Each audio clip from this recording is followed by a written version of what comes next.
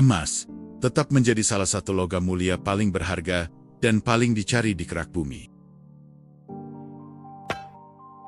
Untuk mendapatkan hanya 6 gram emas, diperlukan proses penambangan dan pemurnian dari 1 ton batuan biji. Diperkirakan, emas terbentuk miliaran tahun yang lalu, jauh sebelum bumi itu sendiri ada. Emas adalah unsur berat, artinya ia tidak bisa diciptakan melalui reaksi kimia biasa.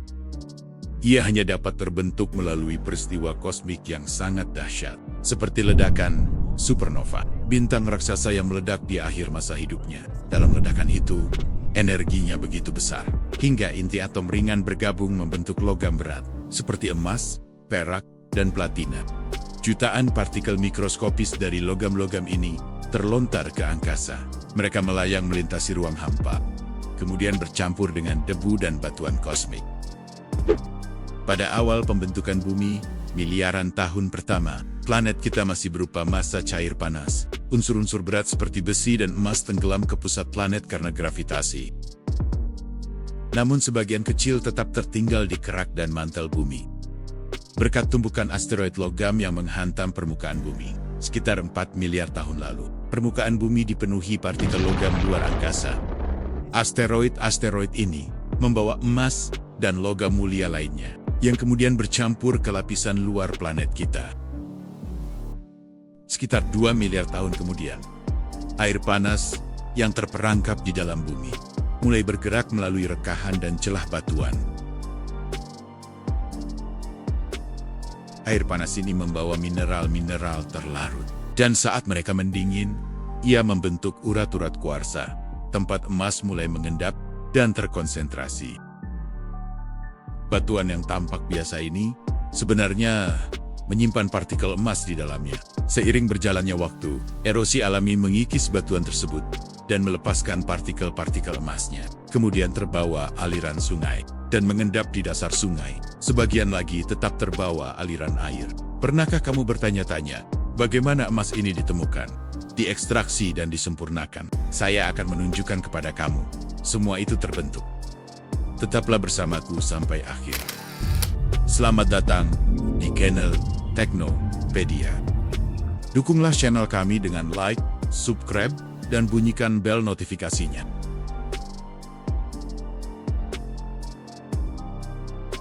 Emas sering ditemukan di dalam urat batuan, yang juga mengandung mineral lain seperti kuarsa dan birita. Jalur atau rekahan ini terbentuk jutaan tahun yang lalu, ketika lava panas dari perut bumi menekan dan memecah batuan, hingga akhirnya membentuk urat emas. Beberapa wilayah di dunia menjadi tempat konsentrasi emas. Yang terbesar ditemukan di California Selatan, di China, di Afrika Selatan, di Peru dan Amerika Serikat bagian barat.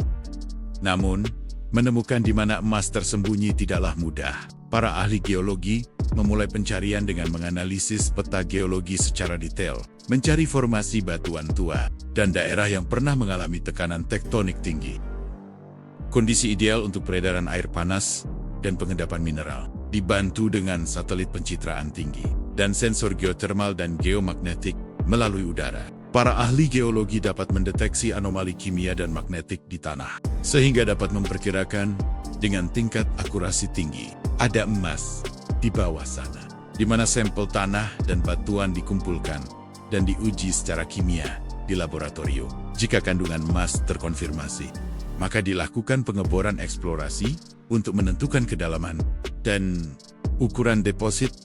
Dari sinilah dimulai salah satu tahap termahal dan paling kompleks dalam pertambangan modern. Dengan perencanaan yang matang, alat berat, bahan peledak terkendali, dan truk raksasa bekerja sama untuk mengangkat ton demi ton batuan, membuka jalan menuju logam berharga yang tersembunyi di bawah tanah.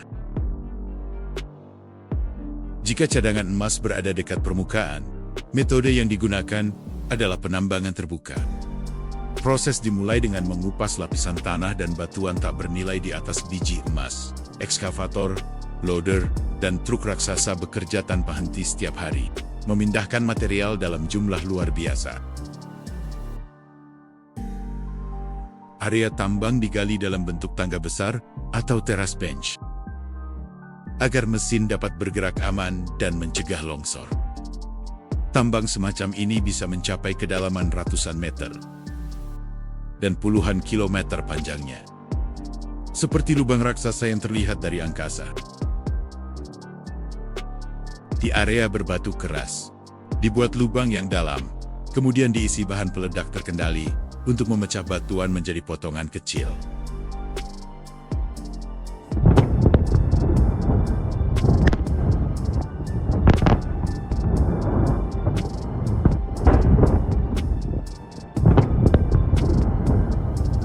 Tujuannya adalah untuk memecah batu menjadi bagian-bagian kecil, sehingga dapat diangkut.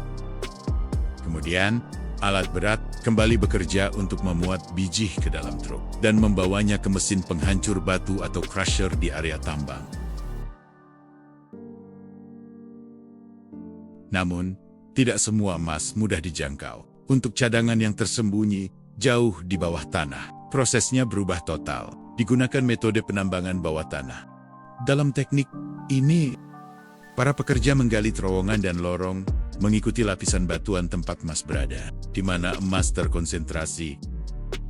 Untuk mencegah longsoran, dinding terowongan perlu diperkuat dengan lapisan semen tebal untuk memastikan keamanan bagi pekerja. Sistem ventilasi juga mendapat perhatian khusus, dipasang untuk membawa udara segar dan menghilangkan gas beracun, debu, dan panas. Menjamin kondisi kerja yang aman. Dipasang juga sistem drainase dan pemompaan, sistem pemantauan dan pompa air menjaga keselamatan, serta mencegah banjir bawah tanah. Di dalam terowongan, bor pneumatik membuat lubang untuk diisi bahan peledak presisi tinggi, yang diatur agar meledak dalam urutan milidetik.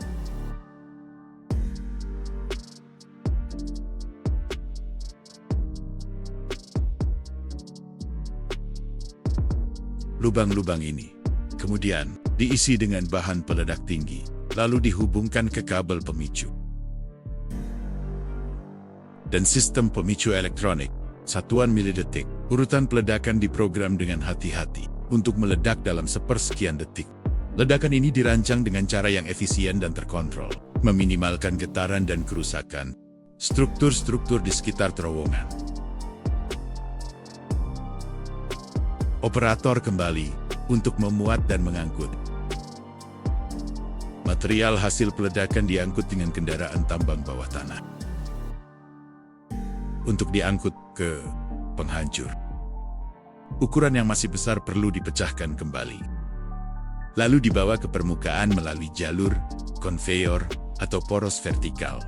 Batuan biji emas diangkut untuk menuju pengolahan.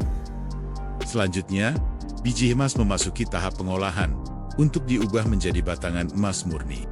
Di pabrik pengolahan, biji mentah dimasukkan ke mesin penghancur. Mesin ini membuat batuan biji menjadi fragmen kecil untuk dibawa ke mesin selanjutnya, menuju mesin ball mill raksasa yang akan merubah fragmen menjadi bubuk halus. Langkah ini penting agar emas yang terperangkap dalam batuan bisa terlepas. Kemudian, ke proses selanjutnya, mesin pengilingan biji, sampai mereka berubah menjadi partikel yang lebih kecil.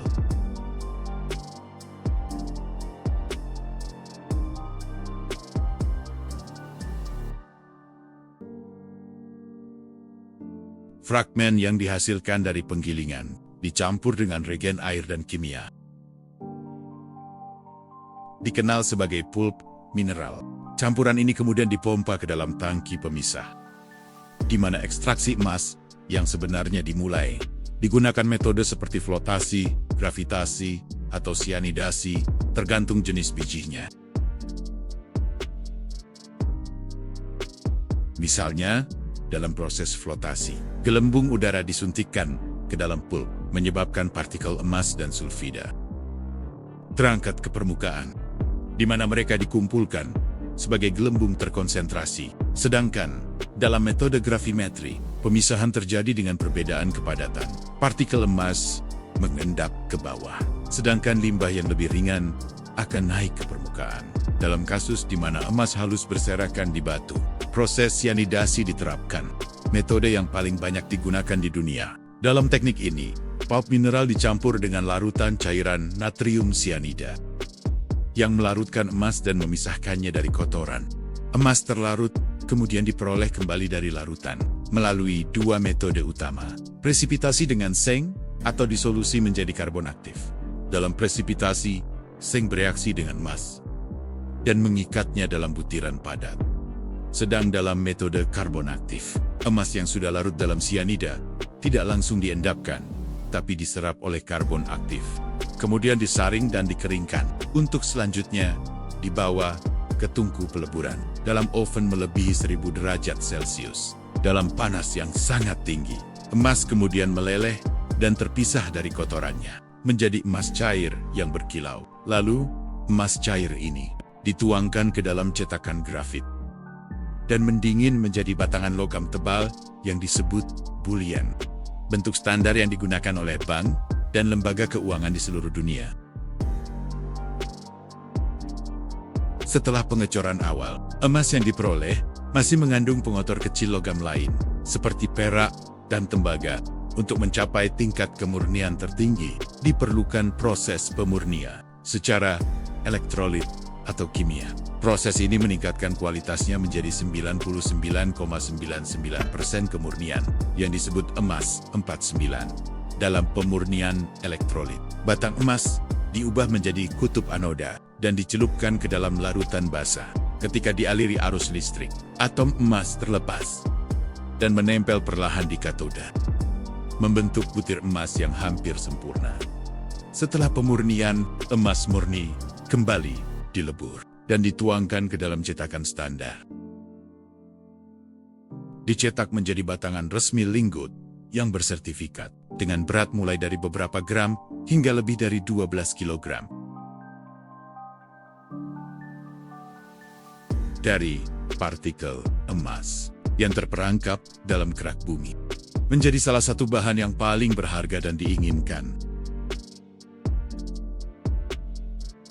Sebagai simbol kekayaan, kekuatan, dan keindahan selama ribuan tahun.